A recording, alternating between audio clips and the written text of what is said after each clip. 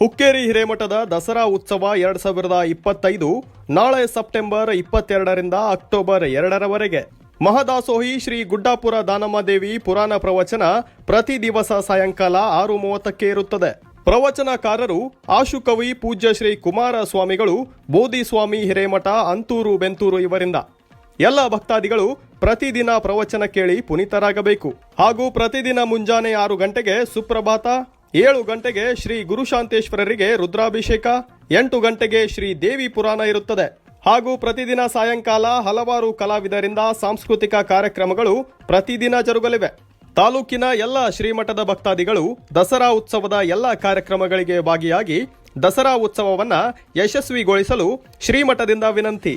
ವರದಿ ಪ್ರಸಾದ್ ಪಾಂಡ್ರೆ, ನ್ಯೂಸ್ 16 ಕನ್ನಡ, ಹುಕ್ಕೇರಿ. 25ನೇ ಸಾಲಿನ ಹುಕ್ಕೇರಿ ಹಿರೇಮಠದ ದಸರಾ ಉತ್ಸವ ಇದೇ 22ರಿಂದ ಅಕ್ಟೋಬರ್ 2ನೇ ತಾರೀಕುವರೆಗೆ ನಡೀತದೆ. ಈ ವರ್ಷ 11 ದಿನಗಳವರೆಗೆ ದಸರಾ ಉತ್ಸವ ನಡೀತದೆ. ಪ್ರತಿದಿನ ಹುಕ್ಕೇರಿ ಹಿರೇಮಠದ ಸಾಂಪ್ರದಾಯಿಕ ದಸರಾ ಬಹುಶಃ ಬಹಳ ವೈಶಿಷ್ಟ್ಯಪೂರ್ಣವಾಗಿ ನಡ್ಕೊಂಡು ಬರ್ತದೆ.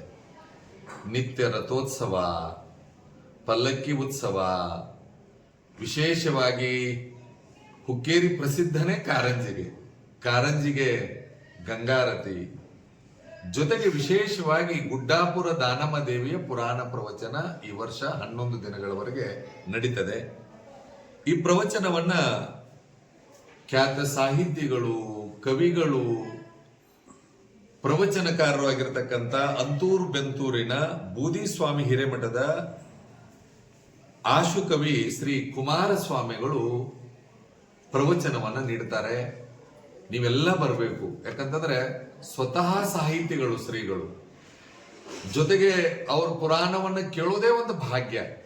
ನಮ್ಮ ಜನರಿಗೆ ಆಧ್ಯಾತ್ಮಿಕವಾಗಿ ಅವರು ಹೆಚ್ಚು ಸಾಧಿಸಬೇಕು ಅನ್ಕೊಂಡು ಪ್ರವಚನವನ್ನು ಇಟ್ಟಿದ್ದೇವೆ.